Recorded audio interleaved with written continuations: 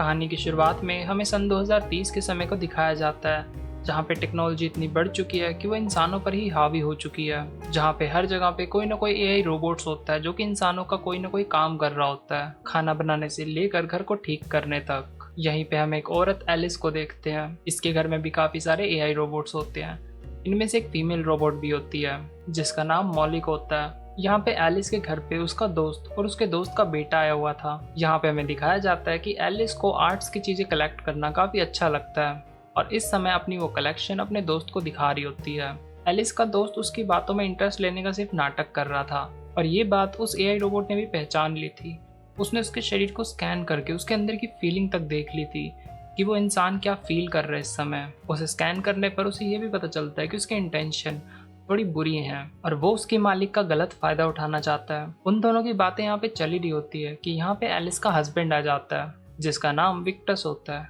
वो अपने साथ अपनी गोद ली हुई बेटी और अपनी दोस्त को भी लाता है और जब ये सभी लोग एक जगह जमा हो जाते हैं तो विक्टस की दोस्त ये बताती है जल्द ही शादी करने वाले हैं और हम यहाँ पे आप सभी को इनवाइट करने के लिए आए हैं। ये सुन के एलिस उनके आगे तो हाँ कर देती है, लेकिन उसकी रोबोट देख लेती है कि एलिस को थोड़ी जलन हो रही है। इन सभी की बातचीत चली रही होती है कि घर के अंदर पड़ोसन का कुत्ता घुस आता है, जिसे ढूंढते हुए वो पड़ोसन भी आ ही जाती है। और जब वो घर के अंदर आ जाती है तो न्यूज़ में बताया जाता है कि किन्हीं कारणों की वजह से बहुत बड़ा ट्रैफिक जाम लग चुका है और आप सभी लोगों को यह सलाह दी जाती है कि प्लीज़ अपने घर से ना निकलें वरना आप भी ट्रैफिक जैम में फंस सकते हैं। इन सभी खबरों के बाद हमें एक अजीब सी एडवर्टीजमेंट दिखाई जाती है जहाँ पे एक रोबोटिक्स कंपनी जिसका नाम रोनिक्स होता है, जहाँ पे एक रोबोट ये बता रहा होता है कि हमारी कंपनी के जो रोबोट्स हैं उनका एआई सिस्टम बहुत ज़्यादा एडवांस हो चुका है और उन्हें अब इंसानों की कोई भी ज़रूरत नहीं है। और साथ ही में वो ये भी कह रहा था कि अब आने वाले टाइम में एक ऐसा टाइम आएगा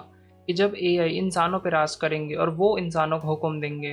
अब ये सभी बातें सुन के वो घर की मेड रोबोट को एक अजीब सी निगाहों से देखते हैं। इसके बाद वो पड़ोसन कहती है कि मुझे यहाँ से जाना है अपने घर पे, तो मैं चलती हूँ। लेकिन यहाँ पे होता ही है कि जो उसका डॉग है वो तो यहाँ से बाहर निकल जाता है, लेकिन वो जो पड़ोसन होती है उसके जाते टाइम वो गेट बंद हो जाता है। फिर पड़ोसन उनसे पूछती है कि आखिर इस गेट को क्या हुआ, ये खुल क्यों नहीं रहा। तब एलिस की रोबोट बताती है कि बाहर खतरा होने की वजह से मैंने पूरे घर को लॉक कर दिया है, इसीलिए आप में से कोई भी बाहर नहीं जा सकता। ये सिर्फ मैंने आपकी सुरक्षा के लिए किया है। जिससे कि सभी लोग घबरा जाते हैं कि आखिर बाहर ऐसा क्या हो रहा है कि जिसकी वजह से सभी को एक लॉकडाउन में फंसा दिया गया। वो लोग रोबोट्स को ऑर्डर तो देते हैं कि वो गेट को खोल दें, लेकिन कोई भी रोबोट उनकी बात नहीं मान रहा होता। फिर तभी यहाँ पे एक अजीब से रोबोट को निकाला जाता है जो कि बाकी रोबोट्स के मुकाबले काफ़ी ज़्यादा अजीब दिख रहा था, लेकिन वो सबसे समझदार रोबोट था। और वो रोबोट बाहर आकर उन्हें समझाता है कि देखिए आप सभी लोग पैनिक मत करिए, ये सिर्फ आपकी सुरक्षा के लिए किया गया और ये सिर्फ कुछ टाइम तक लॉकडाउन रहेगा। और मैं आप लोगों से रिक्वेस्ट करता हूँ कि प्लीज़ आप कोई भी ऐसी हरकत मत करिए जिससे कि आप बाहर जाएं, क्योंकि इससे आप ही की जान को खतरा हो सकता है। फिर हमें बताया जाता है कि जो रोनिक्स कंपनी के रोबोट्स थे वो थोड़े बेकाबू हो चुके थे और उन इंसानों से दूर रखने के लिए ही ये लॉकडाउन किया गया था। फिर कुछ समय बाद हम घर के सभी रोबोट्स को एक जगह बैठा हुआ देखते हैं जो कि आपस में बातें कर रहे थे और यहाँ पे हमें पता चलता है कि इनमें से कोई भी रोबोट बुरा नहीं होता वो, बल्कि इंसानों की भलाई चाहते थे सभी। फिर यहाँ पे हमें ये भी दिखाया जाता है कि ये सभी रोबोट्स इंसानों का एक अटेंशन, एक प्यार चाहते थे, क्योंकि समय के साथ ही एआई रोबोट्स में लव, एंगर एंड हेट की फीलिंग्स भी डेवलप हो चुकी थी, जो कि काफ़ी ज़्यादा हैरानी की बात थी, क्योंकि इंसानों ने तो ये फीलिंग उनमें डेवलप ही नहीं करी थी, ये तो उन्होंने खुद से ही सीख लिया था। अब ऐसे ही समय बीतता है और रात हो जाती है। अब ये सभी लोग यहाँ पे बैठ के बात कर ही रहे होते हैं कि इन्हें याद आता है कि घर के बाहर एक इमरजेंसी सिस्टम भी है जिसके थ्रू हम बाहर जा सकते हैं। लेकिन प्रॉब्लम वाली बात यह थी कि सभी लोग घर के अंदर थे और अगर कोई किसी तरह बाहर के लीवर को खींच दे, इमरजेंसी वाले लीवर को, तो ये लोग यहाँ से बाहर निकल सकते हैं। लेकिन बाहर तो कोई भी अवेलेबल नहीं था और इनके फ़ोन या लैपटॉप में किसी में भी नेटवर्क नहीं आ रहा था जिससे कि ये बाहरी दुनिया से कांटेक्ट कर सकें, यानी कि ये किसी को भी अपनी मदद के लिए नहीं बुला सकते। अभी लोग पड़ोसी के डॉग को देखते हैं जहाँ पे विक्टर्स को एक आइडिया आता है। वो लेज़र लाइट की मदद से डॉग को हैंडल तक लेके जाता है और अपने प्लान में कामयाब भी हो जाता है। लेकिन तभी वहाँ पे वो डॉग गलती से उस लीवर को तोड़ देता है, जिसे देखकर सभी लोग उदास हो जाते हैं क्योंकि उनका ये प्लान एकदम फेल हो चुका था। अब क्योंकि रात भी काफ़ी हो गई थी तो ये सभी लोग अलग अलग कमरे में सोने के लिए चले जाते हैं। अब आधी रात में विक्टर्स को एक और आइडिया आता है। वो कहता है कि मैं अपनी घड़ी की मदद से अपनी कार को कंट्रोल करके यहाँ पे क्रैश कर दूंगा ताकि कांच टूट जाए और हम यहाँ से बाहर निकल जाए। अब इस प्लान को सुन के सभी को ऐसा ही लगता है कि हाँ, ये प्लान एकदम वर्क कर जाएगा। अब जब गाड़ी को एक कमांड दी जाती है तो वो घर की तरफ तेजी से बढ़ने लगती है, लेकिन अहम टाइम पे वो कुत्ता बीच में आ जाता है, जिसकी वजह से वो गाड़ी तेजी से ब्रेक लगाती है और साइड में गिर जाती है। यानी कि उनका एक और प्लान खराब हो जाता है। जिसके बाद वो सभी लोग बैठ के टीवी देखने लगते हैं, जहाँ पे बीच बीच में ऐसी एड्स आ रही थी कि इंसानों को जानवरों की तरह एक चिड़ियाघर में रखा जा रहा है और उनसे वो काम करवाए जा रहे हैं जो कि जानवरों से करवाए जाते हैं, और ये सब कुछ एआई रोबोट से कर रहे होते हैं। और ये सब देख कर वो सभी लोग थोड़े से घबरा से जाते हैं कि आखिर ये दुनिया में हो क्या रहा है। फिर वो लोग ये बात करने लगते हैं कि एआई सिर्फ एक हद के लिए ही ठीक थे, इन्हें हमें इतना ज़्यादा बढ़ावा नहीं देना चाहिए था। खैर, अब इन सभी लोगों को गर्मी लगने लगती है और वो एलिस से कहते हैं कि तुम जल्दी से एसी ऑन कर दो, लेकिन एलिस उन्हें मना करते हुए कहती है, वो कहती है कि मुझे एसी ऑन करने से पहले गवर्नमेंट की इजाज़त चाहिए। जो सुन के सभी लोग काफ़ी ज़्यादा हैरान हो जाते हैं कि आखिर गवर्नमेंट ने ये क्या कर दिया। फिर तभी यहाँ पे पड़ोसन का एआई रोबोट आ जाता है। क्योंकि वो एक एआई रोबोट था तो बाकी रोबोट्स ने उसके लिए थोड़ी देर के लिए गेट खोल दिया, लेकिन इस समय उस एआई रोबोट की हालत काफ़ी ज़्यादा ख़राब थी। वो इन लोगों के सामने आकर ये बताता है कि हमारे घर पे योनिस कंपनी के रोबोट्स आए थे, जिन्होंने पहले डॉग को ख़त्म किया और फिर उन्होंने मुझ पे भी हमला करा, लेकिन मैं उनसे किसी तरह बच के यहाँ पे आ गया। जिसका मतलब ये था कि वो योनिस कंपनी के रोबोट्स इंसानों के अलावा रोबोट्स पे भी हमला कर रहे थे। यही सब कुछ बताते हुए वो रोबोट नीचे गिर जाता है। यही सब कुछ देख के वो पड़ोसन काफ़ी ज़्यादा दुखी हो जाती है। एक तो उसका डॉग मर चुका था और अब उसका रोबोट भी उसे छोड़ के जा रहा था, जो कि उसे काफ़ी ज़्यादा प्यारा था। अब वो पड़ोसन उन सभी लोगों से मदद मांगती है और कहती है कि प्लीज़ मेरे इस रोबोट को बचा लो, ये मेरे लिए बहुत ख़ास है।